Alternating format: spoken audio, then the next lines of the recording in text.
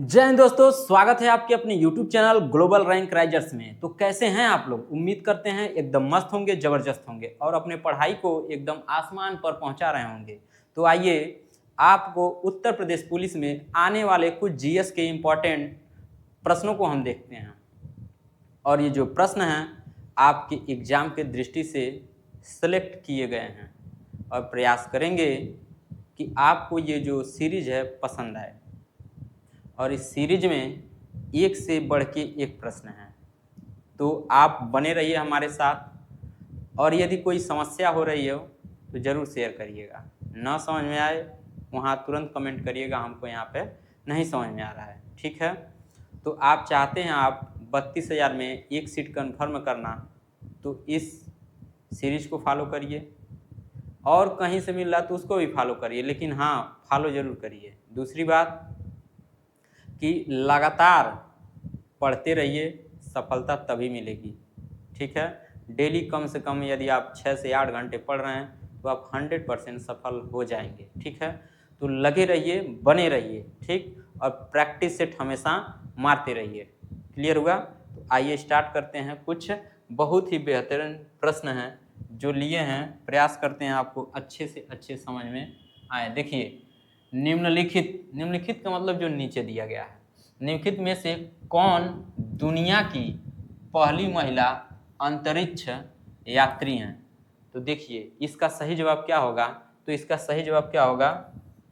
Valentina Tereshkova. यह जो है अंतरिक्ष में गई थी, तो उसका नाम था क्या? वोस्तोक 6 था। क्या नाम था? वोस्तोक 6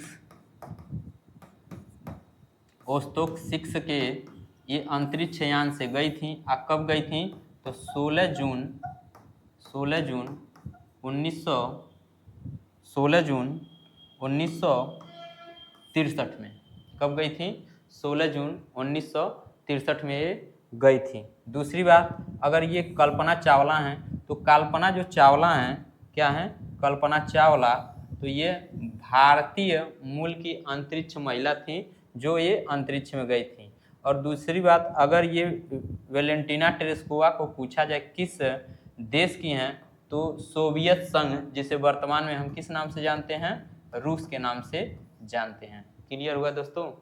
ठीक है, अगला देखते हैं। स्वतंत्र भारत के पहले रक्षा मंत्री कौन थे? तो जो स्वतंत्र यानी जब हमारा देश स्वतंत्र हुआ था, उसके बाद रक्षा मंत्री किसे बनाया गया था? तो किसको बनाया गया था? बलदेव सिंह। किसको बनाया गया था? बलदेव सिंह को रक्षा मंत्री बनाया गया था। क्लियर हुआ दोस्त? आइए नेक्स्ट।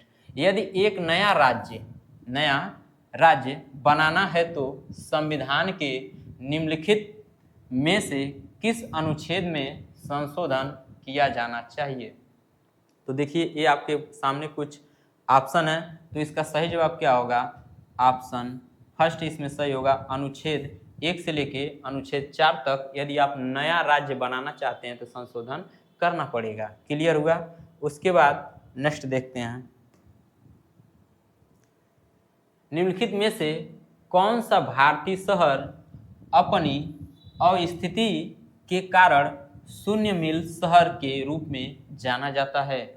तो शून्य मील शहर के रूप में कौन जाना जाता है? तो नागपुर। किसको जाना जाता है? नागपुर को जाना जाता है, ठीक है। मध्य प्रदेश लघु वनोपज महासंघ द्वारा विपणन उत्पादों का ब्रांड नाम क्या है?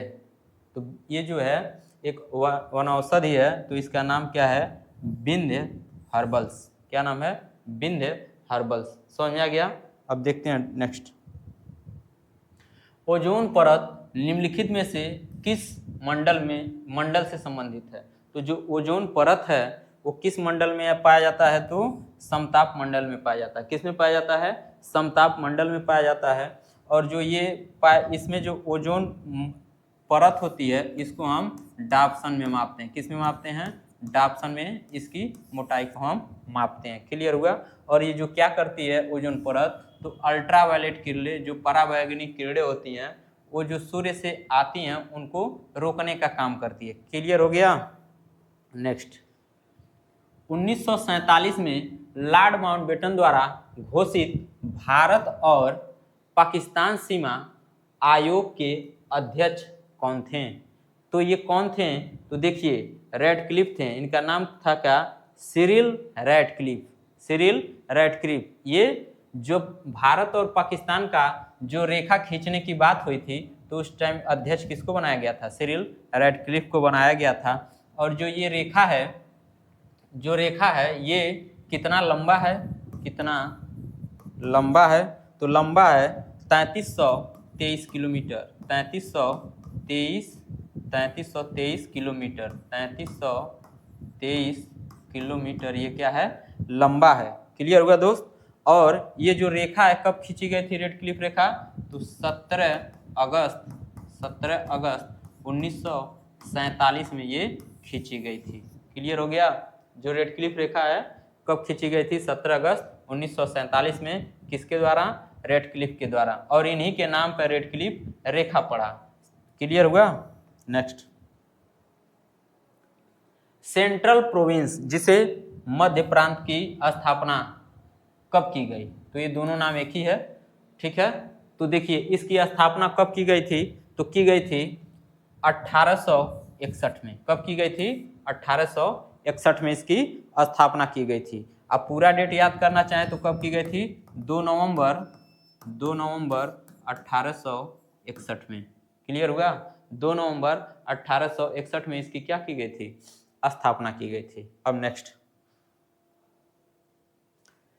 निम्नलिखित में से कौन सा विश्व का सबसे बड़ा कोरल रीफ तंत्र है? कोरल रीफ तंत्र का मतलब होता है प्रवाल भित्ति। क्या होता है? प्रवाल भित्ति। तो सबसे बड़ा कौन सा है? तो ग्रेट बैरियर रीफ है। कौन सा है? ग्रेट बैरियर रीफ है। ये विश्व का सबसे बड़ा कोरल रीफ जिसे हम प्रवाल भित्ति के नाम से जानते हैं, ये विश्व का सबसे बड़ा है। और ये कहाँ पे है? तो ये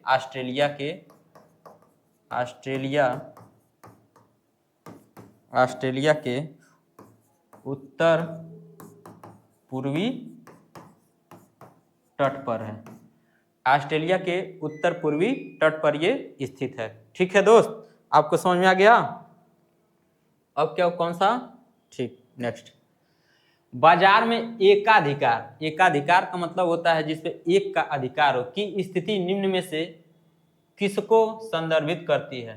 तो आइए देखा जाए किसको संदर्भित करती है। तो इसका सही जवाब क्या होगा? एक विक्रेता कई खरीदार। ठीक है, एक विक्रेता कई खरीदार इसके क्या होंगे? सही जवाब होगा। एक विक्रेता एक खरीदार, कई खरीदार नहीं होंगे। ऑप्शन ए इसका क्या होगा? बिल्कुल सही जवाब होगा। ठीक, एक विक्रेता होगा और एक खरीदार होगा। ठीक है, समझ में आ गया? क्लियर हुआ? अब नेक्स्ट, निम्नलिखित में से कौन सैयद वंश का प्रथम शासक था? तो सैयद वंश का प्रथम शासक कौन था? तो खिज्र खां था। कौन था? खिज्र खां। ये पहला शासक था। और उसके बाद आया था मुबारक शाह, ये दूसरा शासक बना। और तीसरे नंबर पर आया था मोहम्मद शाह, ये तीसरे नंबर पर आया था। और चौथे नंबर पर आया था आलम शाह। कौन आया था? आलम शाह। क्लियर हो गया? आलम शाह का पूरा नाम था अलाउद्दीन आलम शाह। इसका पूरा नाम अगर कहेंगे तो क्या नाम था? अलाउद्दीन आलम शाह। ठीक है, क्लियर हुआ? और इसका अगर खिज्र खां का काल पूछा जाए कब से कब तक था, तो 1414 से लेके 1421 तक इसका कार्यकाल था।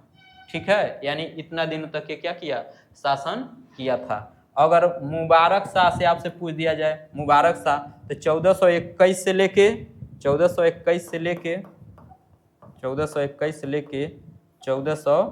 1434 तक ये शासन किया था। कौन? मुबारक शाह। और मोहम्मद शाह को अगर आप जानना चाहते हैं मोहम्मद शाह कब तक शासन किया था, तो ये 1434 से 1445 तक। और ये कब तक था? तो 1445 से 1451 ईस्वी तक ये शासन किया था। कौन? अलाउद्दीन आलम शाह। ठीक है, बात समझ में आ गई आपको? क्लियर होगा? अब आइए नेक्स्ट, कुल सकल घरेलू उत्पाद यानी कि जीडीपी, ग्रास डोमेस्टिक प्रोडक्ट, सकल घरेलू उत्पाद में कृषि क्षेत्र का योगदान लगभग है। तो लगभग का मतलब अगर इसमें पूछा जाए तो कितना कृषि का है, तो 15 से 18%। कितना है? 15 से 18% इसका योगदान है। तो इसका सही जवाब क्या होगा? 18% इसका क्या हो जाएगा? सही जवाब हो जाएगा। क्लियर हुआ? भारत में किस स्थान पर स्वर्ण भंडार स्थित है? तो स्वर्ण भंडार स्थित कहाँ पे है? तो कोलार में है। कहाँ पे है? कोलार में। और ये कहाँ पे स्थित है? तो कर्नाटक में है। कहाँ पे है? कर्नाटक में है। और कर्नाटक में है, और यहीं से आपको फिल्म याद आया होगा, केजीएफ। केजीएफ फिल्म यहीं से बना है। ठीक है, कोलार गोल्ड फील्ड। क्लियर हुआ? अब नेक्स्ट, मोहिनी अट्टम का संबंध किस हिंदू देवता से है?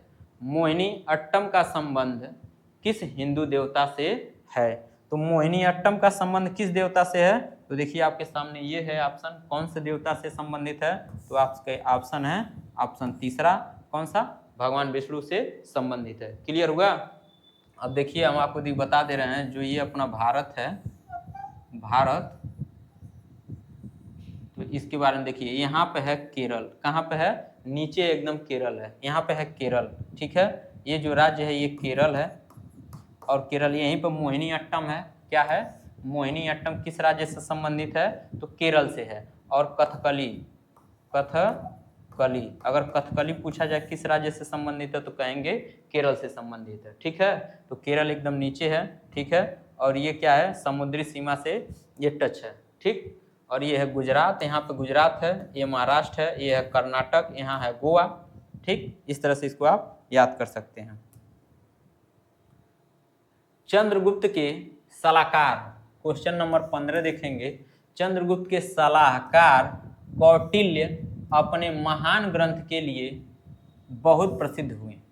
तो आप जानिए जो इनका कौटिल्य का महान ग्रंथ कौन था? तो एकदम आप जान रहे होंगे बहुत अच्छे से, अर्थशास्त्र। कौन था? अर्थशास्त्र इनका क्या था? बहुत महान ग्रंथ था। ठीक है, बात समझ में आ गई? और अभिज्ञान शाकुंतलम किसने लिखा था? तो ये लिखे थे महाकवि, महाकवि कालिदास। महाकवि कालिदास इसको लिखे थे। ठीक है, क्लियर हुआ? और ये जो लिखे थे महाकवि कालिदास, ये किसके बारे में चर्चा है? तो दुष्यंत और शकुंतला के प्रेम, विवाह और पुनर्मिलन की चर्चा है। ठीक है, और जो ये अभिज्ञान शाकुंतला में किस भाषा में लिखा गया है? तो संस्कृत। किस भाषा में? संस्कृत भाषा में लिखा गया है। क्लियर हुआ? ये संस्कृत भाषा में लिखा गया अभिज्ञान शाकुंतलम। ठीक, बात समझ में आ गई? उसके बाद और कुछ आप जानना चाहेंगे, जैसे कि कामसूत्र कौन सा है? तो ये लिखे थे वात्स्यायन। क्या लिखे थे?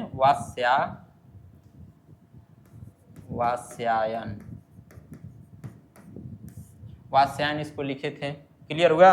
और मनुस्मृति को महर्षि मनु इसको माना जाता है, बल्कि लिखे नहीं, ऐसे माना जाता है कि इसको मनु ने लिखा, लेकिन 100% श्योर नहीं है कि कौन लिखा। ठीक है, बाकी लोग मानते हैं कि इसको महर्षि मनु ने लिखा था। ठीक, बात समझ में आ गई आपको? क्लियर हुआ? अब दूसरा, आइए अब दूसरा देखते हैं। राष्ट्रीय आय गणना की व्यय विधि में निम्न घटकों में से किसको सम्मिलित नहीं किया गया है? तो नहीं किया गया है, किसको नहीं किया गया है? तो देखिए, निजी उपभोक्ता व्यय, शासकीय उपभोक्ता व्यय, कर्मचारियों का पारिश्रमिक, कुल स्थिर पूंजी निर्माण। देखिए, कुल अगर स्थिर पूंजी होगा तो वो तो आय में आएगा ही, राष्ट्रीय आय में गणना की जाएगी उसकी। शासकीय उपभोक्ता जो करेगा वो भी की जाएगी, निजी उपभोक्ता ये भी की जाएगी। तो कौन सा इसका सही जवाब होगा? ऑप्शन तीसरा इसका क्या होगा सही जवाब? कर्मचारियों का पारिश्रमिक जो होगा इसको नहीं गणना किया जाता है। ठीक है, बात समझ में आ गई? आइए अब देखिए क्या देखते हैं। नगर निगम का प्रमुख कौन होता है? तो जो नगर निगम होता है उसका प्रमुख कौन होता है? तो देखिए, प्रधानमंत्री, सरपंच या गवर्नर, और इसमें सही जवाब क्या होगा? गवर्नर। क्या महापौर, कौन होगा? महापौर। ये क्या होता है? प्रमुख होता है किसका? नगर निगम का। बात समझ में आ गया? क्लियर हुआ? और भारत के प्रधानमंत्री कौन है वर्तमान में? तो श्री नरेंद्र मोदी, नरेंद्र मोदी। ठीक है, बात समझ में आ गया? यूपी के गवर्नर आपसे पूछ ले तो आनंदीबेन पटेल, आनंदीबेन पटेल।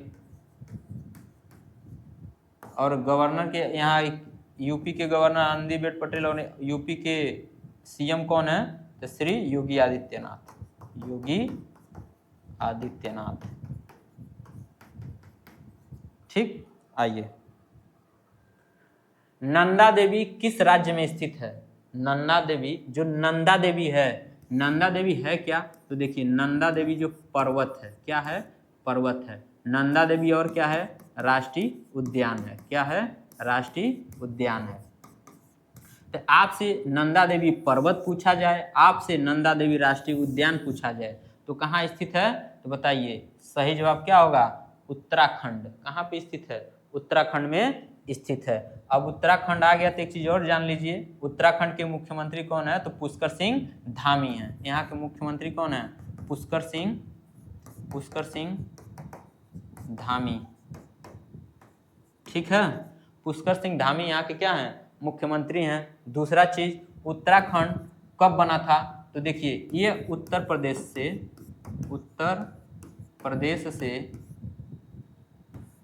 उत्तरांचल बना। क्या बना?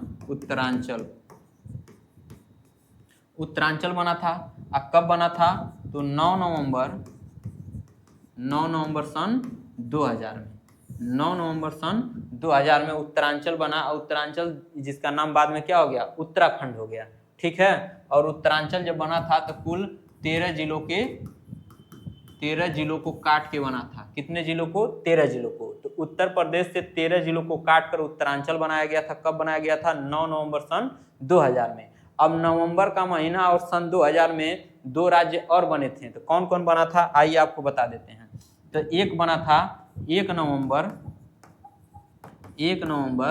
सन 2000। 1 नवंबर सन 2000 कौन बना था? तो छत्तीसगढ़ बना था। कौन बना था? छत्तीसगढ़ बना था। किससे अलग हुआ था बाबू? तो ये किससे अलग हुआ था? मध्य प्रदेश से। किससे अलग हुआ था? ये मध्य प्रदेश से अलग होके बना था। तो ये बना था मध्य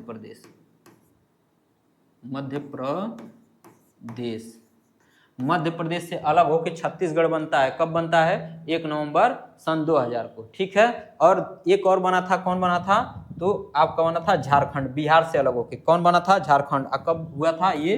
15 नवंबर सन 2000 में।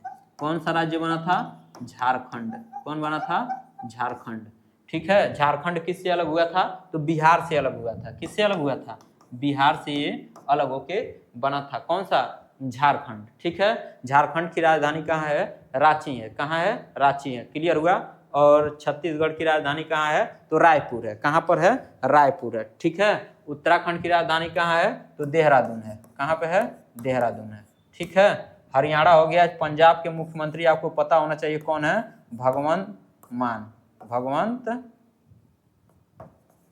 मान। यहाँ के भगवंत मान यहाँ के क्या हैं? पंजाब के मुख्यमंत्री हैं। और किस पार्टी से हैं? आप पार्टी से हैं। किस पार्टी से हैं?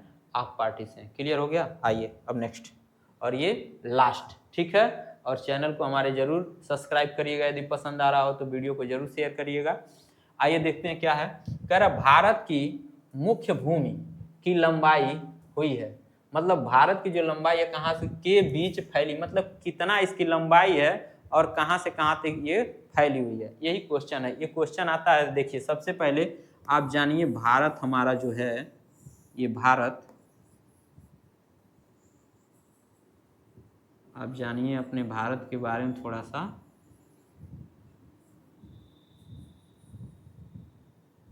देखिए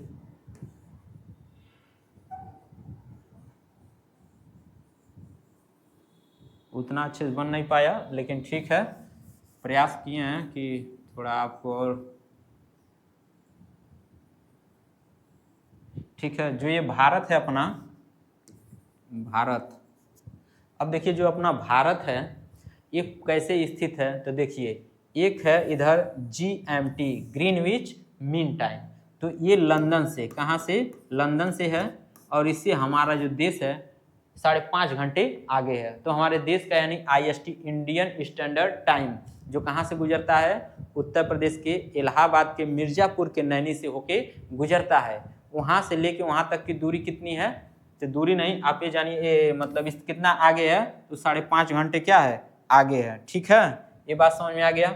अब दूसरी चीज़, यहाँ से जो लंदन वाला हिस्सा है और यहाँ से देखेंगे किधर है, तो इधर वाला जो दाहिने हाथ का होता है उसे पूरब बोलते हैं। क्या बोलते हैं, पूरब यानी ईस्ट बोलते हैं। तो इधर वाला ईस्ट है, तो जो भी उत्तर होगा सबसे पहले भारत हमारा किधर स्थित है, तो ईस्ट में है। तो देखिए ऑप्शन में यहाँ भी ईस्ट होना चाहिए, यहाँ भी ईस्ट, यहाँ भी ईस्ट, यहाँ भी होना चाहिए, लेकिन यहाँ भी ईस्ट नहीं है, यहाँ भी नहीं है, नहीं है, तो ये उत्तर नहीं होगा। उत्तर ऑप्शन पहला सही होगा। लेकिन आइए इसको और समझाते हैं।